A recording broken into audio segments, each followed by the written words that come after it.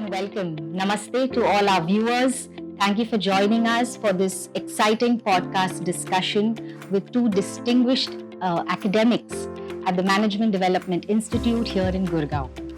This podcast discussion is being produced by the Indian School of Business, Centre for Business Innovation. And today we are discussing a topic that is very close to the heart of the work that we do at Centre of Business Innovation. The topic of our discussion is branding India and how India and the innovation ecosystem in India can welcome investments and top global talent in the AI competition for AI dominance in the world. Allow me to introduce our distinguished guests, Professor Rajendra Srivastava, who holds the Novartis Chair for Marketing Strategy and Innovation at the Indian School of Business, and Professor Arvind Sahay, who is the Dean of the Management Development Institute here in Gurgaon. Thank you, professors. Thank you for taking time out. To open our discussion and set a brief context, Brand India has indeed evolved over the years, with the Indian diaspora being one of the largest diaspora communities in the world today, somewhere at 35 million Indians across the world. Brand India has changed a lot in the recent years. Fourth largest economy, attracting the highest amount of FDI among the BRICS nations. So we are seeing a lot of economic growth in India. But we are also witnessing a larger share of Indians going abroad for education, for global exposure, and returning to start businesses, to work in the GCC ecosystem. Prof. Raj Srivastava, my first question to you, because you have spent a lot of your academic and professional life in the US and in Singapore. How have you seen Brand India evolve during the course of your career? And more importantly, closer to the work that you do, how can India capture a lot of the value it has created through this global diaspora? Okay. Well, thank you for the question and thanks for the welcome. I'll just give you an academic answer. The answer to everything is it depends. And it depends whom you're talking to. Brand India means one thing in Singapore, Brand India means another thing in UK, it means another thing in Canada or Germany or the United States. So let me give you a historical perspective through the eyes of Hollywood. In India, we talk about Bollywood. So when I went to the US, and this is way back in 1972, what Hollywood was doing was talking about movies like Ganga Deen. And they would talk about Mowgli, who lived in the jungles. And so at that point in time, India had this image of it's a poor country. And then we saw some time pass. And you might remember there was a show called The Office, which portrayed Indians as, in my opinion, sunki. It was, in my opinion, very derogatory, that this is all we do, foolish things. Then it started translating into tech geeks. And now, at least in the US, it has become rich geeks. So, in the meantime, what has happened is that the Indian diaspora in the US is about 1% of the population, and it provides about 5.5% of US taxes. So, and in Texas, we have a famous saying, money talks, and I won't repeat the rest of it. So that's in the US. The first time I went to the UK was in 1983 at the request of the UK Council for Economic Research. It was their invitation that I went there. And I landed in Heathrow. And they wanted to know, did I have a return ticket? And did I have cash? And I said, look, if you don't want me, I'll go back. And here's the letter from the Council for Economic Research, and you can bill them for the return fare. I was quite angry, if you want to think of it that way.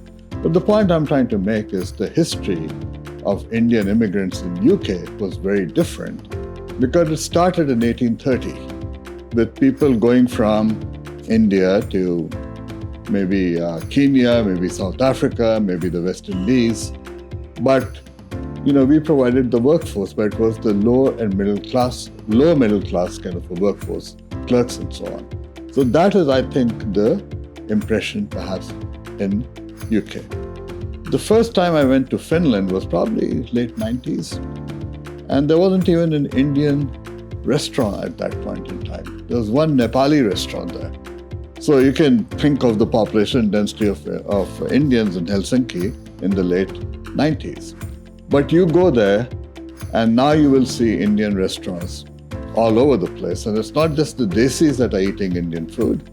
It is the Finns also eating Indian food. Now the key is that India has become a source of talent.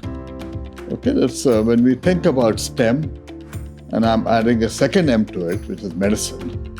When we think of STEM talent, the world is going to depend on India, and they know it. And having seen what has happened in the US, Canada is kind of trying to follow up, Germany is trying to follow up, Northern Europe is following up. So the source for talent is going to be there. So now the Indian brand is that, look, these people know what to do. But just remember, keep in mind that what is being seen perhaps in the US and now in Northern Europe is they're seeing the top 1 or 2% of India when it comes to undergraduate achievement and things like that. So obviously, if you look at the top 1 or 2% of any society, they'll be very smart people. So the good thing is that everybody in the US thinks Indians are very smart. So let me stop. Sure. Prof. Sahay, in your book, Brands and the Brain, you speak about consumer neurology, consumer psychology, and how cognitive and emotional anchors drive brands. So how does this tie to Brand India, and specifically as leading a management development institute, witnessing young Indians, millennial Indians, younger generation Indians, how is Brand India shifting in their minds? Let me build on what Raj has already mentioned about how the Brand India perception outside of India in different locations has evolved over time. So the perception evolution ultimately takes place in the heads of people in the US or UK or Finland. And I can say that, as late as the mid-90s, when I went to the UK, I taught at London Business School for almost 8 years. When I first landed over there with my work permit to teach at London Business School, the reaction that I got from the immigration official was not very different from what Raj got in 1983. So in the mind, that had not yet changed. Of course, by 2010-15, it has changed even in the UK. And that change happens slowly, it doesn't happen overnight. Because our minds are conditioned to work with categories. Once a person, a country, an event, a place has been categorized into a bucket, then you feel comfortable with that bucket. So India, coolie, lower division clerk, worker, relatively poor, that was the bucket in the UK up to the mid-90s. By the time I left the UK, mid-2005, things had changed substantially and started moving in the direction of the US. So across the world now, I think that bucket in the mind where Indians are increasingly getting categorized has changed. Now, what are those buckets in the minds of different people around the world? So I was in Berlin about a month and a half ago, and from the airport to my hotel and back, I was talking to the taxi drivers, right? Now, on one side, the taxi driver was an immigrant from Afghanistan. On the other side, the taxi driver was an immigrant from Bulgaria. What did they have in common in terms of the bucket that they thought of about India? It was that India is big, that it is influential, and that it has technological prowess. This is an Afghan immigrant to Germany and a Bulgarian immigrant to Germany, both taxi drivers, both of them saying the common thing. So regardless of where it is coming from, the top 1 or 2%, I would say actually it's now closer to the top 10% of the population. That's the power of Brand India, and that's becoming stronger over time. I believe over the last couple of decades, and even more so in the last decade or so, that is also becoming stronger in another way. If you look at so-called Gen Z over here in India, which goes back to the second part of what you kind of talked about, they are a little less in their minds now. Now we are coming to the mind of these people who represent Brand India. In their minds, they no longer need the validation, right?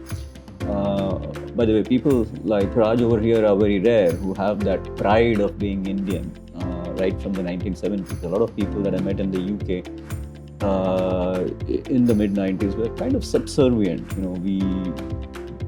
The Brits are there and we are here. They didn't have pride in their own achievements. So I think the newer generation doesn't need that validation. They're comfortable with who they are, and they are comfortable doing a lot of things which probably the earlier generation would have found a little bit more difficult. And that shows in the behavior, that shows now in the Indian leadership also. Even the Indian leadership, business leadership, political leadership, government leadership in earlier times, I would argue to you, they needed validation. Now that's no longer the case. What is best in the national interest is happening a lot more. So from the perspective of the heads of the people also who are managing, there is a greater sense of pride. And this shows up in many different ways, some okay, some not so okay.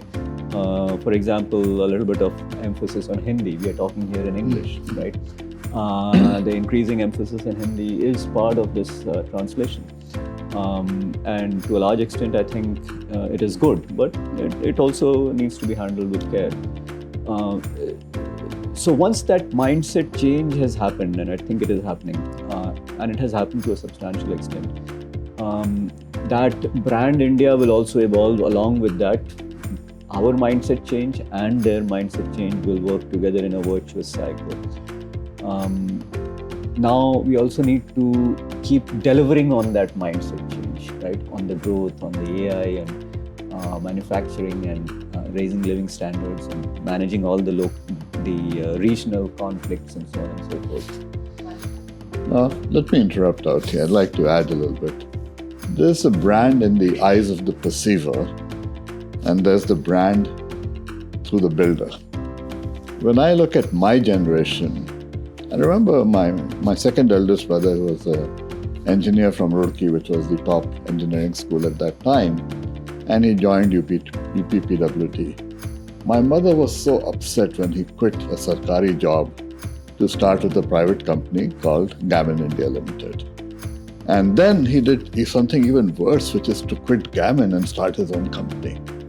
So this was rare, unheard of. Now when I look at the 25-year-old, the 30-year-olds I run into, they don't have the kind of fear that my generation has. And these are the people they have a lot more, I would say, pride in what they do. They're a lot more comfortable in terms of what they're doing. And so these are the brand builders. And so if you want to see a schizophrenic image of India, all you have to do is go to Singapore.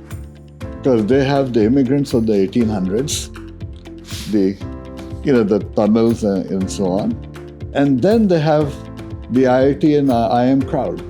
These are entirely different personas. And so you got to judge, which of this is Brand India. Which is the right one, right. Thank you, professors. Very precious, this lived experience of the change in brand perception. It's very precious to this discussion. Prof. Sahay has led us into this race, the global race for AI dominance, and we're seeing huge investments from corporations as well as nations to build indigenous solutions, to invest, to acquire startups, innovative startups, etc. India has taken, if I may say, baby steps in that direction. We have a thriving startup ecosystem in the country, but from a policy perspective, there are some 1 billion odd investments in AI, India AI mission, and 1 trillion committed towards research and development and innovation investments. My question to Professor Sahay, because you have written extensively about how India can develop indigenous AI solutions for healthcare and education. So how can we use these resources to develop indigenous solutions from the ground up, empower and give firepower to our startups? How can we leverage these are small investments compared to the global investment, but how can we change the mindset to drive value? So let me address that question at 3 different levels. First is the AI application, and I'll take one healthcare application. The second is how that can scale into some brand perception about AI in India. And the third is how does that compare to what is happening in the rest of the world. So if you look at an application of AI in healthcare, right? Let's say I want to do a startup. We were talking about startups. I was just talking about startups. So if you want to do a pharma startup, there is something called the Drugs and Pharmaceutical Act 1940. Drugs and Cosmetics Act 1946, and then there is the DPCU, and then there is another 3 acts for which you have to wade through, like if you're a new budding entrepreneur, thousands of pages, and it takes around 6 months to be able to get enough information, educate yourself, to be able to file the application to get that startup. Now there is this young doctor who then did an MBA and then worked for the Indian Pharmaceutical Alliance. What this chap has done is he's used a souped up foundational AI model and made it learn these regulations. So now if you are the startup guy, all you need to do is to tell this model, hey, I want to do this startup or this molecule in this place, and in 3 days flat you have that entire form filled up that you can now go and submit. So those are the kind of productivity gains which are possible, which are now taking place in these niches across the spectrum. I've given you one example, AI in healthcare or starting up a drugs and pharma firm. So as this scales, right, clearly what is going to happen from the Indian perspective and what is going to be perceived outside India is that India is now having some heft in the applications of AI in different places to increase productivity, to even come up with new products and so on across the spectrum, whether it is healthcare, whether it is law, whether it is manufacturing, whether it is financial services, and so on. And we can already see elements of that happening across the world. Where I think India can do more, needs to do more, is on 2 fronts. The first is that we don't yet have our own foundational model, the LLM, which drives the overall thing. Now, why is that an issue? Because ultimately, any AI agent, agentic AI for example, is going to use the logic and the arguments based on the data that it has been trained on. If all the data that it has been trained on is in an English language and on reams and billions of pages on the internet, which is largely based in America, then the reasoning process that it will use to come to decisions will also be American rather than Indian. And I think India as a civilizational entity, China as a civilizational entity, we are different enough, we should be different enough to be able to come to decisions which are more suitable to our context rather than the context of the world. The second issue for me, which is more a policy and a health issue, is one of my apprehensions is, and I have a large LinkedIn post which received a lot of reactions on this one, is that just like if you don't exercise and you eat junk food, your body starts to go away. The same way, the mind is like a muscle. The brain is like kind of a muscle, right? You don't use it, you lose it. Now, the temptation to not use your brain is very powerful if you have an AI assistant. It will write your essay for you. It will write your assignment for you. A first cut, very basic stuff is there. And if you don't then exercise your mind, your cognitive skills will decline. So I'm going to stop there, and because on this I could go on for a Sure. No, you have probed us in the right direction. My question to Prof. Raj, we know you've co-authored the book with Prof. Ashish Sinha, and you on winning in the age of AI.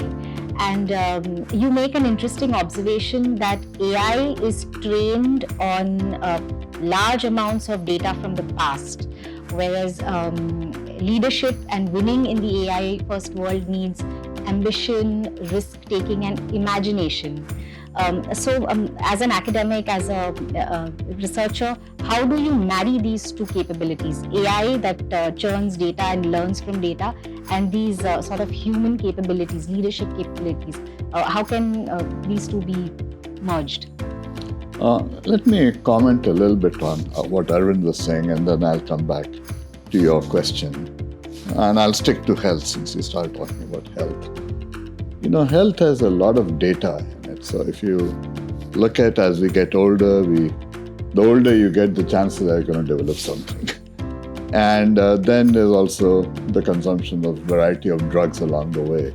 So we've got things like precision medicine now, which is actually analyzing, your life cycle, if you will. And then if sometimes you have common issues. So it turns out that medicine is also multidisciplinary. So people who smoke, for example, they're likely to develop lung cancer, higher probability. They're also likely to have high blood pressure.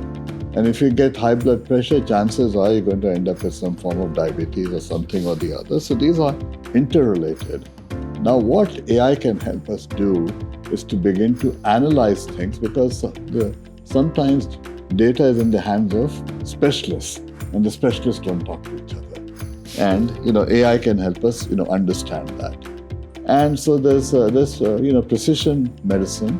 There's also now the ability, so you take X-rays, CAT scans, MRI, that data can be processed very, very quickly, by AI.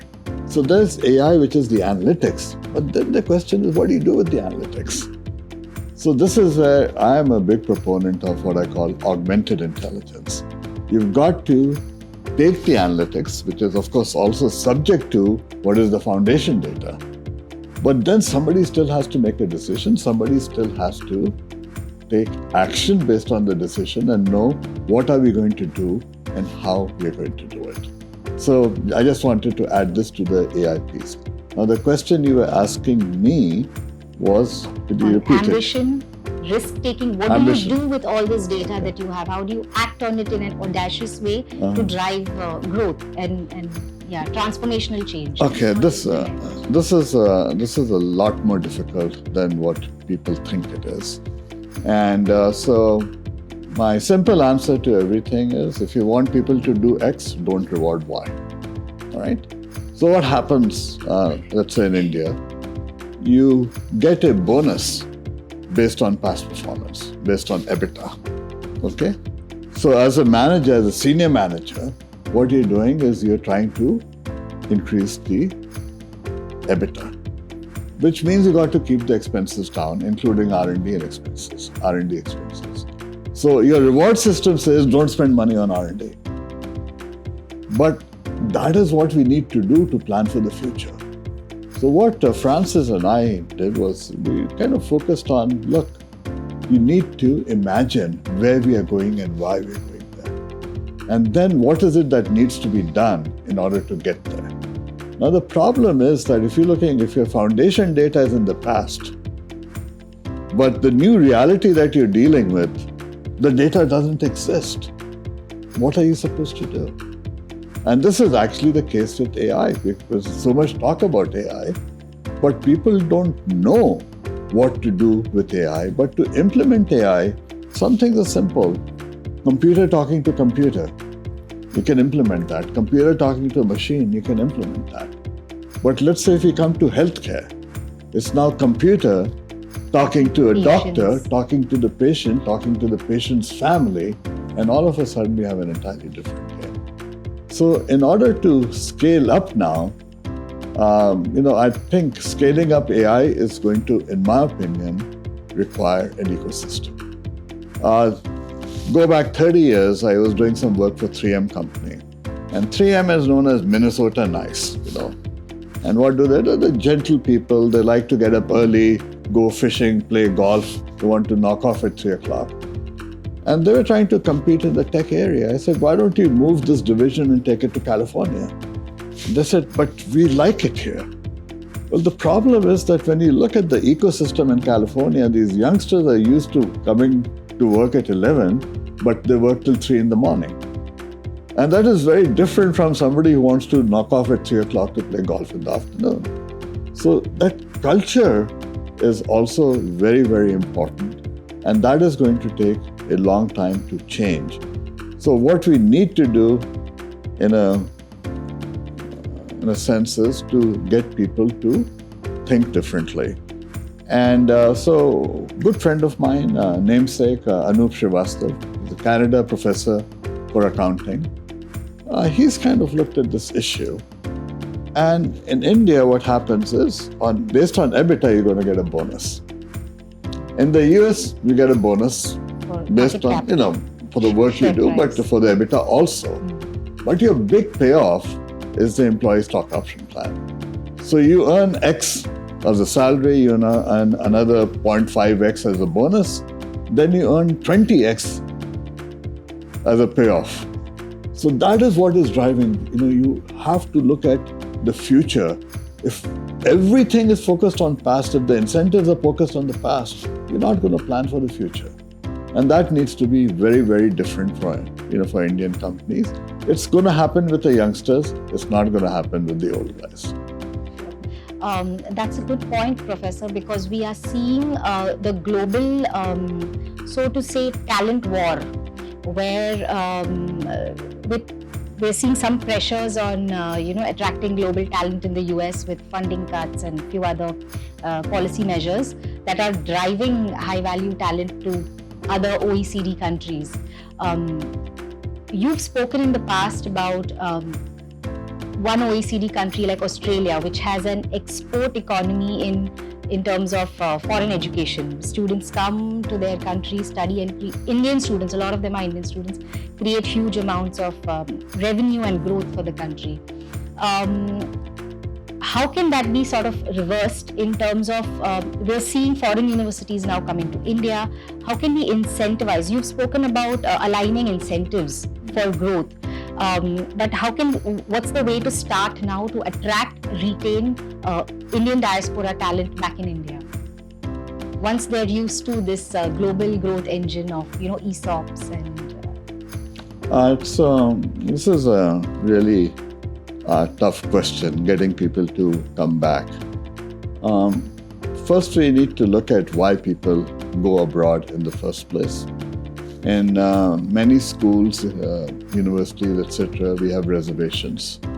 And so I've heard of people, let's say in the Delhi area, having 98% marks. I don't even know how you get 98, 99. In our age, you're doing great if you're doing 70%. But these are people with 98, 99% marks and they can't get into a college in Delhi. So that's one aspect, why some people are going abroad. Some people are going abroad because the intent was to immigrate anyway. So one is, they go for education, some are going for immigration. So just as we are trying to get people back, the other countries are trying to keep at least the best ones there. There'll be some whom they'll be happy if they go back. But in marketing we talk about customer lifetime value. Have you thought about immigrant lifetime value? So we talk about how the Australian education system is earning foreign exchange, or the US. We got over 200,000-300,000 students going to the US, spending $50,000 a year, and so that's also a flow of foreign exchange to the US. But I also made that comment earlier on that Indians in the US are 1% of the population, but almost 6% of the taxes. So if you think not of the tuition that they're paying when they're in college, but the taxes that they're paying when they are at that level of performance. So what you'll find is that the top level immigrants are worth millions and millions and millions of dollars. And that is why the Germans, etc., have woken up. I got a call maybe a year ago now from a person I knew at SAP Labs in Germany. And he called me to congratulate me. He says, I want you to know that sometime in 2025, the largest part of SAP Labs is not going to be in Germany, it's going to be in India. So, we have these companies that are going to follow the diaspora around. So number one, we need to get people back. We need to give them good opportunities. The good opportunities may be in the corporate sector, but the good opportunities may also be to get them to come back to start things here. So we need the experienced engineers, experienced business development people, etc., to move back so we can start doing business out of India. And I'm making this point because everybody is going gung-ho over GCCs. And why are GCCs here? So you take a company like Applied Materials. Applied Materials makes the equipment which is used by Taiwan Semiconductor to manufacture semiconductors. So they have, I think, close to 8,000 employees in India. But do they have a single client in India? The answer is no. Not yet anyway. So the point is that we need that ecosystem here within which the output from the Applied Materials and the Texas Instruments India and Daimler-Benz India and SAP Labs in India is going to fuel Indian industry, not simply add value back in Germany or the United States or elsewhere. Sure. So, Prof, you're saying that there needs to be a more thriving startup ecosystem. There's already a thriving startup, but deep tech startup ecosystem. Will that be a way to utilize some of these outputs or technologies coming out of GCCs? We need an ecosystem that will use the output. So, for example, let me switch from AI to semiconductors. We want semiconductor industry also to evolve in India. Well, for the semiconductor industry to evolve, semiconductors have to be used someplace. Then mobile phones, they're going to be in automobiles, they're going to be in all kinds of equipment. So not only do we need to design and manufacture semiconductors, we need to design the industries that will consume these semiconductors. So I'll make the same comment when it, for example, comes to AI. We need to evolve the ecosystem, and if the use of the product is outside of India, we're not capturing enough value. That brings me to the question on value capture, because we know that now the example you gave, automotives and mobile phone manufacturing. India is already in the top 5 manufacturers for mobile phones and automotives. But we're already earning revenue through volumes, but we want more value capture. So where is the missing link in terms of technologies are available in GCCs, they are being developed, the talent is available in India. Manufacturing ecosystem exists, but there is a missing link of value capture ecosystem. Now you're asking me a question which will get me into trouble. And the reason I'm making this statement is, okay, we are assembling, I think, the projection is maybe 25% of Apple phones in India. The problem is that the lowest value-added activity is assembly. Okay, the chip design, the various components, etc., have been made in Taiwan, in Korea, somewhere else. So our value capture component is relatively small. So we have to not just assemble in India, we have to design in India. We need customer solutions, apps as we call them. The apps have to be developed in India. And what we need to do is, there's the smile curve, right? So you got to design the product, manufacture it. So design and manufacturing isn't being done, assembly is being done. But then we need to look at customer solutions.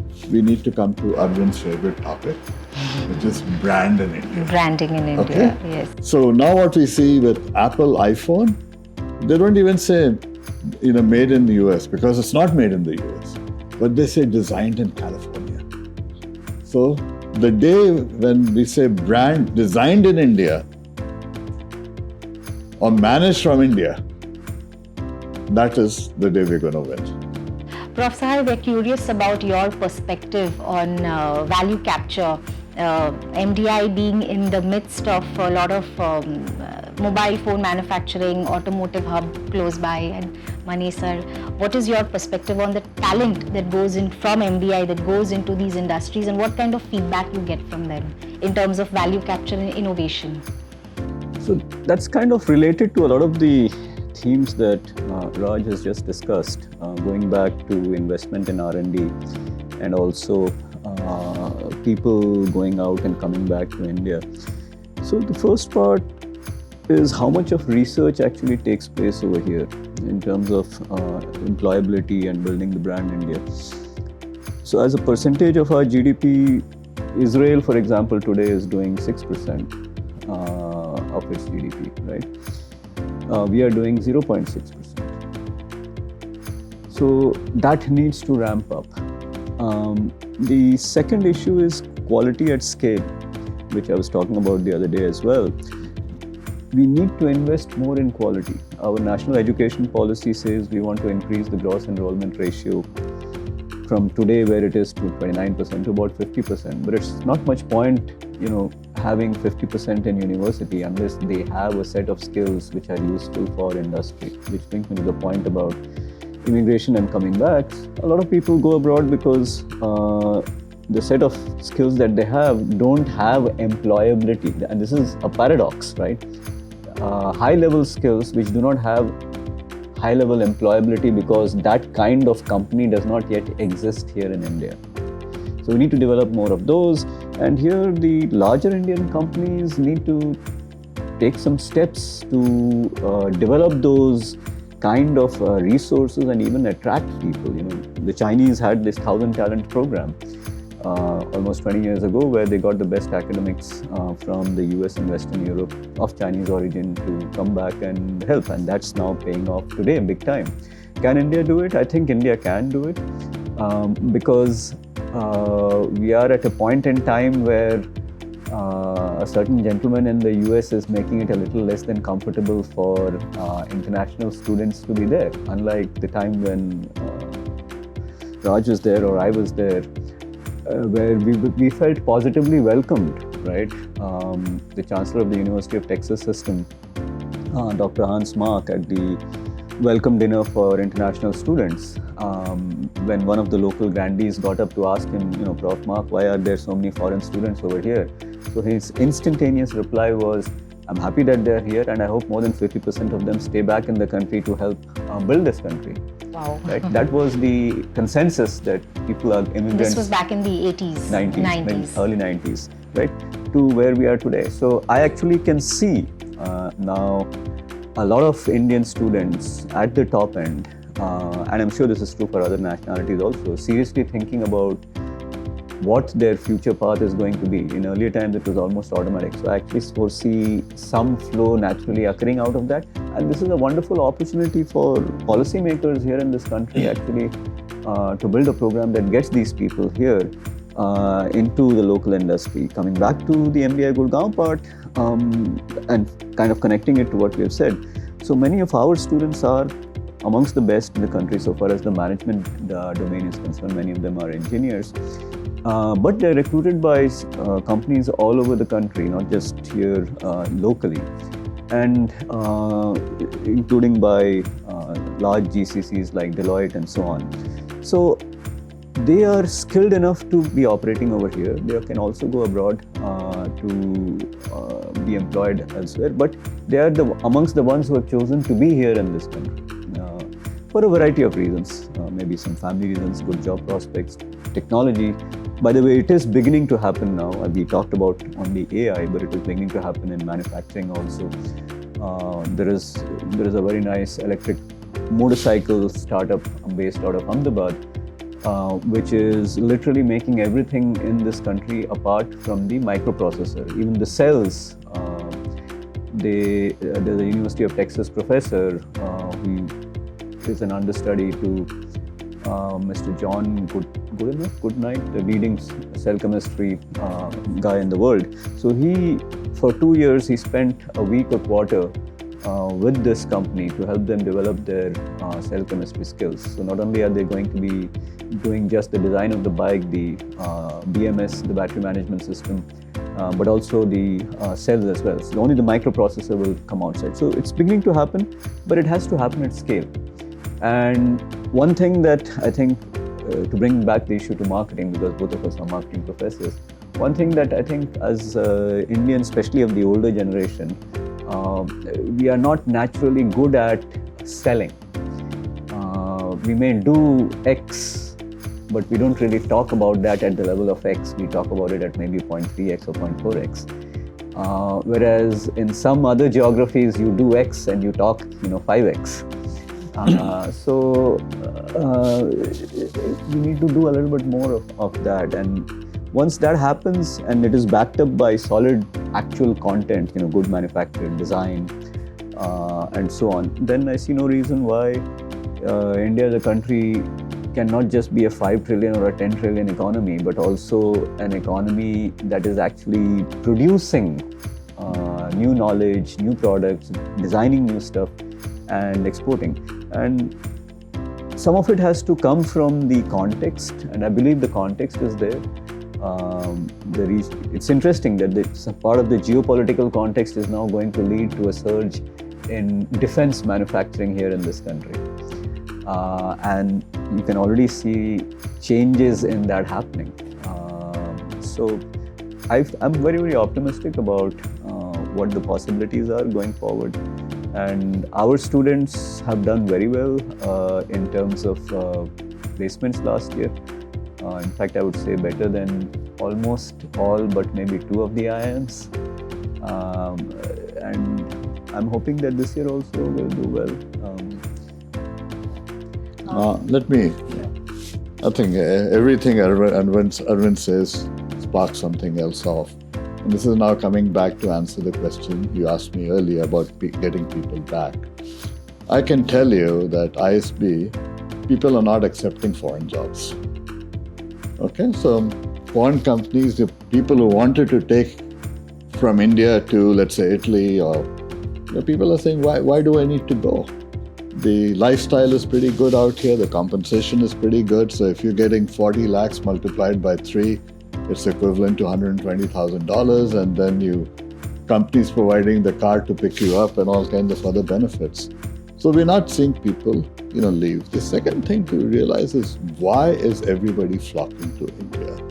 And the reason is, we talk about the growth rate at being, 6 or 7%. But, unfortunately, that 7% is not being equally distributed. So urban India, which is maybe 30% of the population, is getting 2/3. And so urban India is growing at about 12%. The middle class is growing at 15%. And the upper middle class kind of services, things like when you start looking at healthcare or you look at FMCG, and online FMCG was growing at almost 31% last year.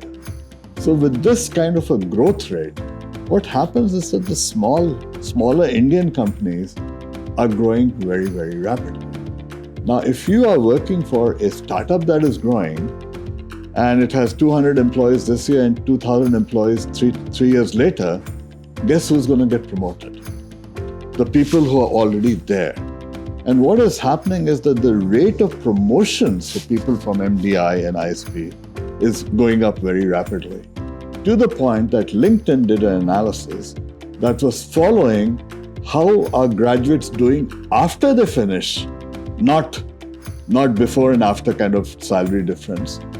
And ISB comes in number 6 in the world. And I think it has a lot to do with India. I mean, ISB is a good school, but there's a saying that a rising tide raises all ships. And whether it is MDI or ISB, what we will see, and then all these guys who are in Australia and UK will say, oh my God, we need to go back. We need to ride the ship. Sure. That's a powerful point, Professor. In fact, we are here at MDI amidst with the best brains in branding and technology finance here on campus. So my question to Prof. Sahay, and then I'll come to you, Professor, about how we can bridge this gap between industry and academia. Prof. Sahay, you have written and worked a lot about the value perception of gold and in India, and how gold is the value perception and the value of it only increases. So I'm trying to think if we can link it, going back to your point on selling the good work that we do. How can we go back to the Sone ki Chidiya narrative of India and retell our civilizational story for the new India? So first of all, let me say that I've been out of the gold arena for about a couple of years now, though I did spend 7 years looking at it very closely. So gold clearly is an Asian phenomenon. We are fascinated by it. But it is now also a central bank fascination. If you look at the last 18 years after the global financial crisis of 2008, year on year, every year, the purchase of gold by central banks has been rising. And part of it has to do with the decreasing confidence in the US dollar. So out of the total production of maybe around 3,600 tons of gold annually, about 1/3 is bought by central banks. And gold is also always traditionally in India has been a hedge against uncertainty, a hedge against inflation. That continues to be the case. So even though prices in India are now close to 95,000 per 10 grams, people are still buying gold, even though in smaller quantities. Now, gold is a metaphor for a lot of things, but ultimately it satisfies the requirements of money, right? It's a store of value, medium of exchange, and so on.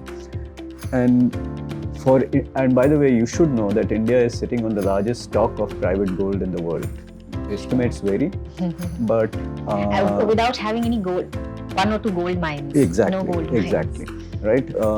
Estimates vary, but if you do a simple calculation from 1962 till today on the official figures of net exports or imports of gold, you will come up with a figure of around 24,000-25,000 tons. We know that there's more gold than that sitting in private hands in the country over here. Now, that's a very powerful backstop, if you will. How does it help India as a country? Going forward, if there is instability in the global financial system, which will happen. My own read is that it's a matter of when, not if. It will happen. And when that happens, when a country is in trouble, normally people line up and to be able to contribute in some way. This has happened in the past in India, in other places also, in the US also. So I think in that sense, India has a good backstop if things go south. How does it tie into the story of people coming back, or the research, or India's Sone ke Chidiya or civilizational thing? I think so long as gold is there, fascination for gold amongst Indians is going to be there. So it's almost kind of a part of our story. What I would want our government to do very clearly, which I have been very unsuccessful in persuading them in the time that I was at the India Gold Policy Centre, is how can you monetize some of this gold? A lot of this gold, the private gold that is lying, is actually idle. And if you translate 24,000 tons of gold into money, let's say into dollar terms, you will come up with a figure which is like equal to the GDP of the country.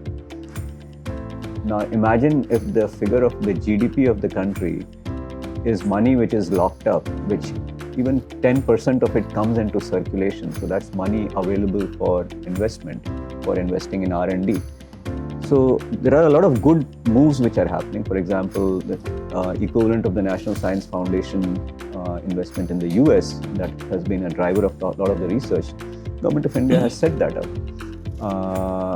But it has a certain amount of funds. Now, if some of that gold monetization money were successful, then you could increase that amount by a factor of 2, 3, 4 very easily. But getting that money out is difficult, or getting that gold out is difficult, because if I were to ask you, for instance, would you be willing to deposit that gold into a bank, or your mom, would she be willing to deposit that gold in the bank? You'll probably say, no, not really, right? And that brings us back to how we behave, how we think. So until there is a concerted campaign to be able to change the mindsets over there in terms of how we view gold, that will sit there for a rainy day. You've made some beautiful recommendations to the Prime Minister's office with regard to industry-academia collaborations. And you've done that throughout your career as Dean of Indian School of Business. Even before, you have experience in forging industry-academia alliances.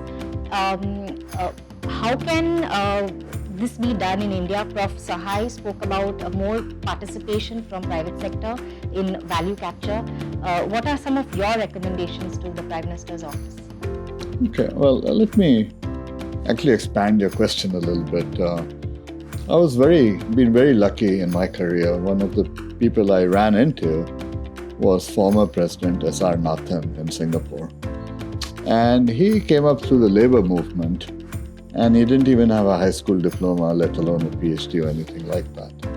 But, you learn a tremendous lot. So one of the things he wanted, I invited him to join the Singapore Management University faculty. And he did it on a condition that once a month we will have lunch together and just chat about my perceptions as a foreigner, how Singapore could improve.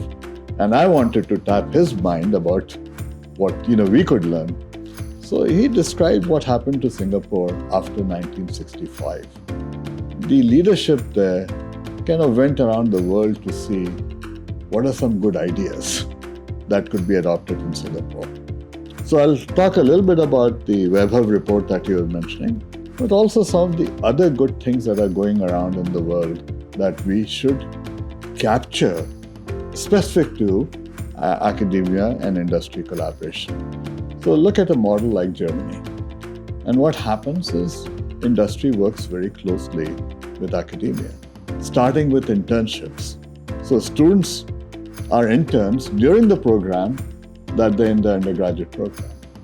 Then I saw, for example, the German companies, SAP Labs, Daimler-Benz, they fund labs at the university. So they provide the equipment, they provide financing, they even pay for half the faculty member's salary, and they pay half the doctoral student salaries and so on. So industry is actively engaged there. And of course, it is not surprising that if Daimler-Benz is funding an automotive lab, that the work will be done that will be related to what Daimler-Benz does. So it's a benefit for both sides. So we need to kind of shop around for good ideas. Wherever they come from, we need to kind of map it in. Now, this is actually beginning to happen in India also. Now, specific to this report that you're referring to, what we felt, and this was based on the opinion of about 50 people, 25 senior academics from India, all in management, and 25 or so from around the world. So the idea was we were running almost a learning table, learning from each other and saying, what could be done. So some of the things that came out would be, collaborative efforts where academia and industry work together. I'll give you an example of that. In 2019, ISB with Microsoft developed a program on AI for leaders. This is 2019. We're not talking about 2025, where everybody is gung-ho about AI. And that program, it involved 7 faculty. 5 were from ISB and 2 were from Microsoft, including the Chief Technology Officer and at that time the India Chief Executive for Microsoft. So this was an example of academic leaders and industry leaders co-creating to the best of their knowledge what could be done. And 6 years later, it is still a very popular program. That was done back then. So this is one example. But what is needed, I believe, is industry, academic, government clusters. So we take government labs, CSIR labs. There used to be 38. I still think there are 38 labs. But the problem is, I'm not blaming India. I saw the same problem in the US because when I was at the University of Texas, we ran a program for NASA to try to convert NASA technology into commercial products. So we were working with the Johnson Space Center in Houston and the Ames Space Center in California. The scientists, the NASA scientists, they were paid, they got their bonuses on published papers and patents. And anything beyond that didn't impact them. So they were not the least bit interested in commercialization of those patents. I see the same issue with CSIR. Scientists are being rewarded for writing papers. There is no taking the idea from the idea to the lab part is missing.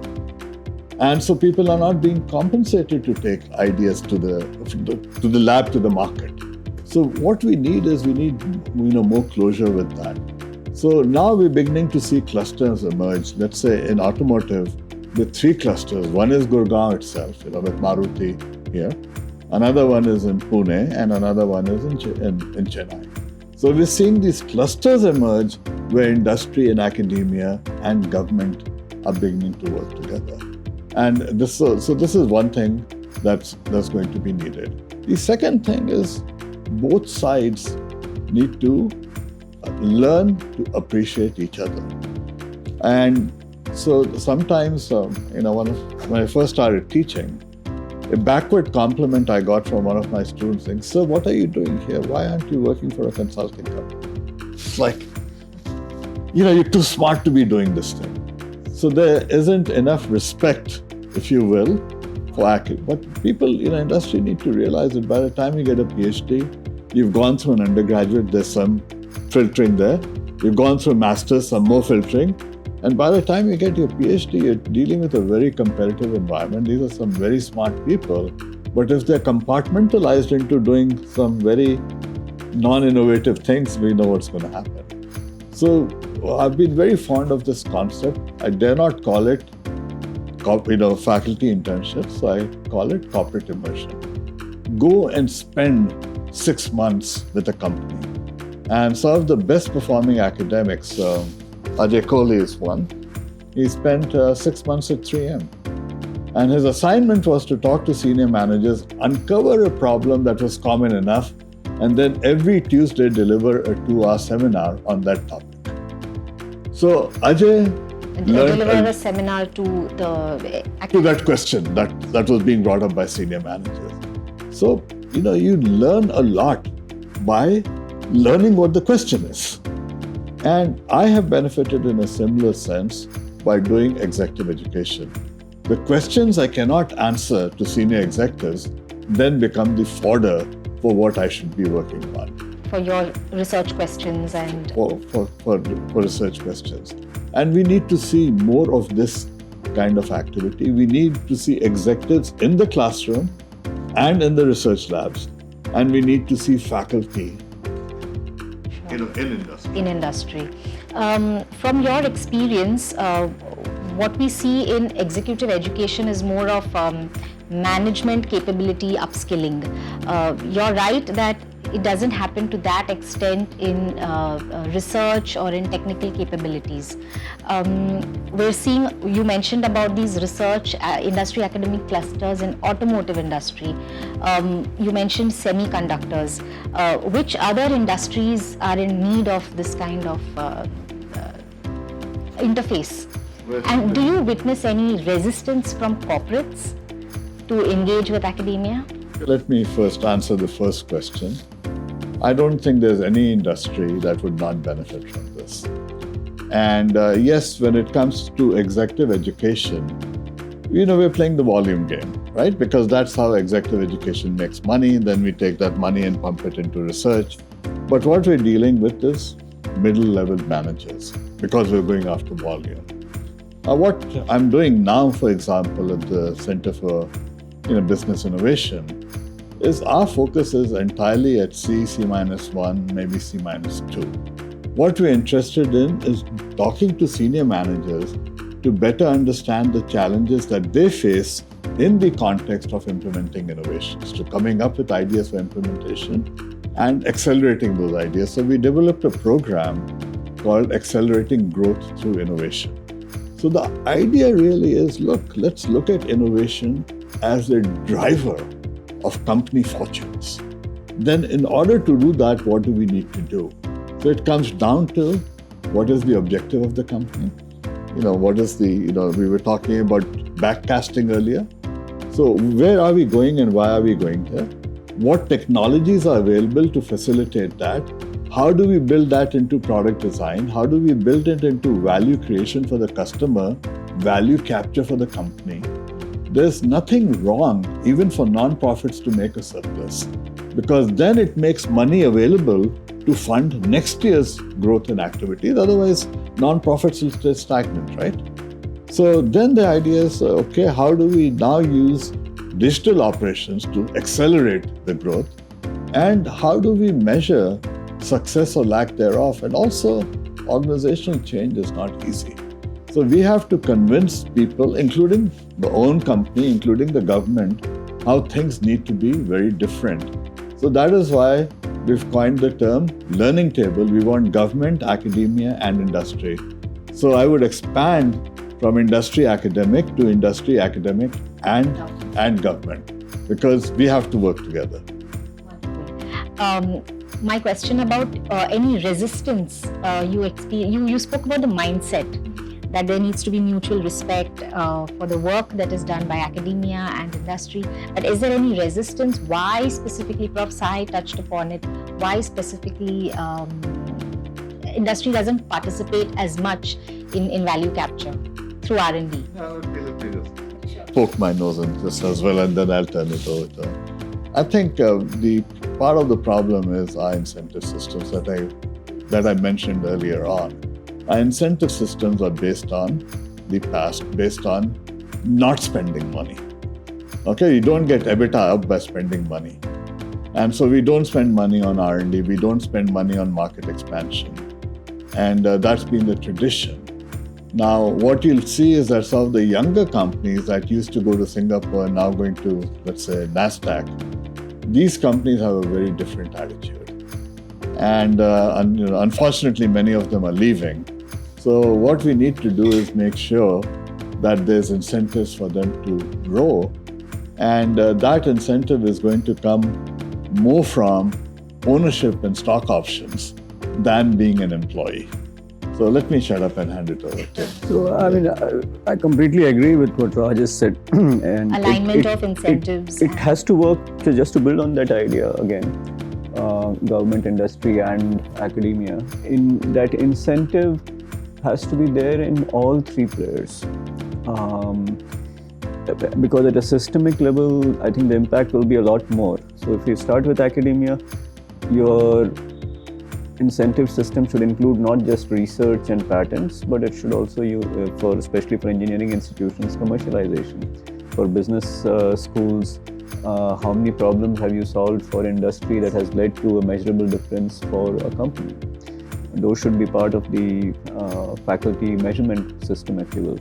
Similarly, in industry, I think Raj said ESOPs. I think ESOPs are one way to shift the incentive to the future.